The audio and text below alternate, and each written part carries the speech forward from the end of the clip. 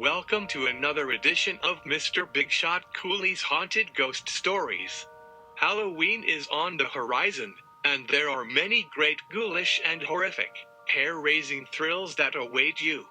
So grab your costumes, hide your kids, because these stories are not for the faint of heart.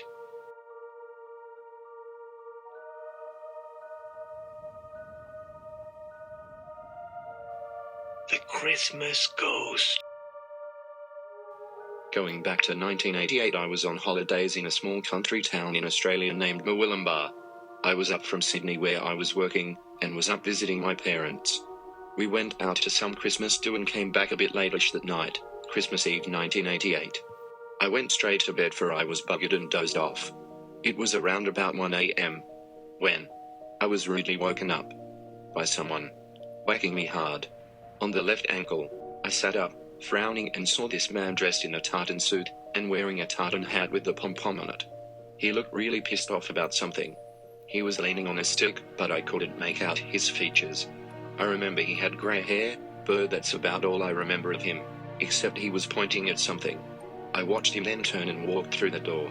I wasn't freaked out or anything. I just shrugged and went back to sleep. I told me mum the next day, and she sat me down and said she kept seeing a little old woman standing at the bottom of her bed holding a pillow in her hands and ready to smother my mother.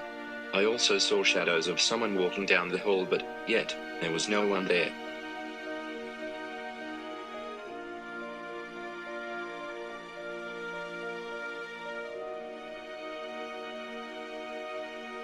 A sad Christmas Eve.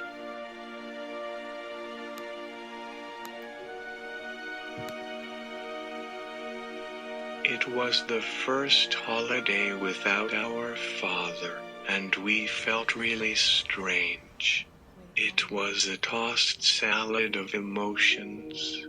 On one hand, it was for the best. Our parents just didn't get along.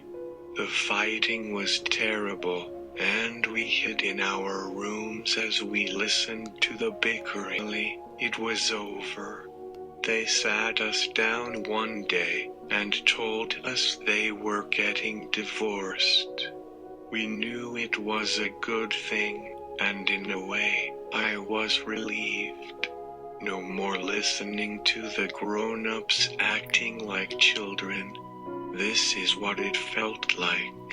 I took charge of the younger kids, and I kept them away from the slaps that rang out when Daddy and Mother lost their tempers.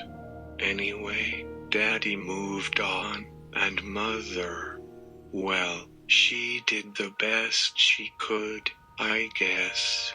That first year was really hard, but we tried to find normalcy in everyday playing. The first Christmas was a somber affair, and we had been told in advance there just wasn't enough money for presents that year.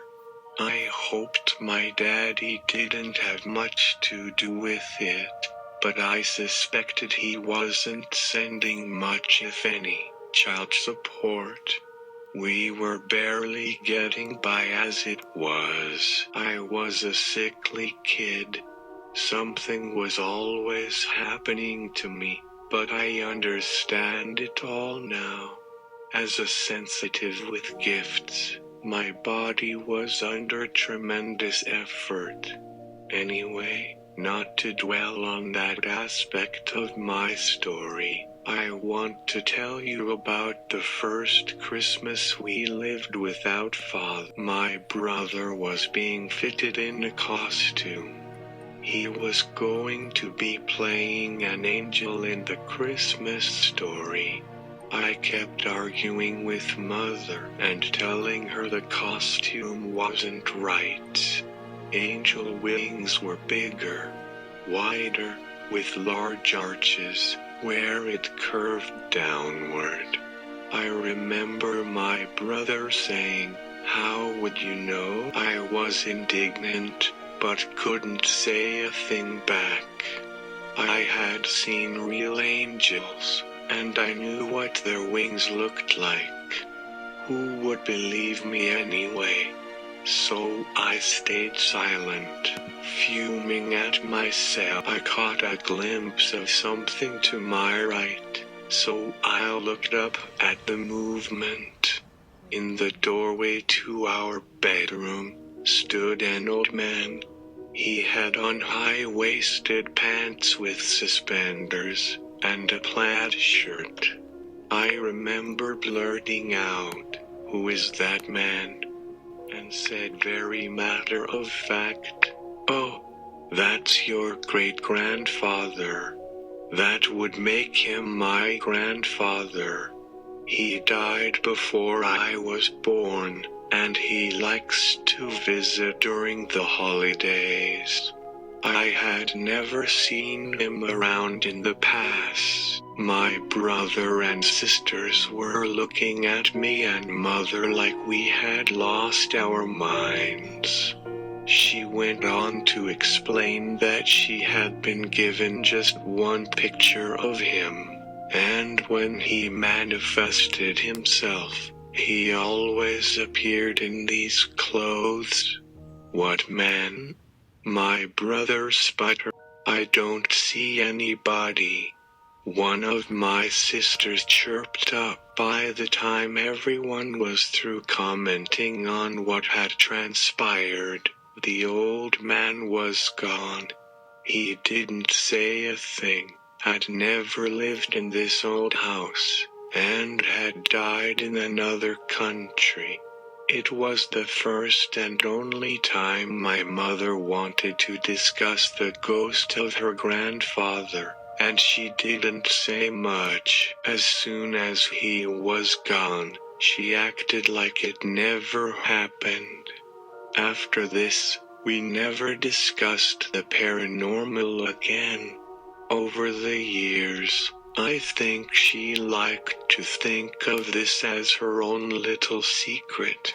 I can't explain it here, but she was a bit narcissistic. I wondered why he showed himself to just me and my mother.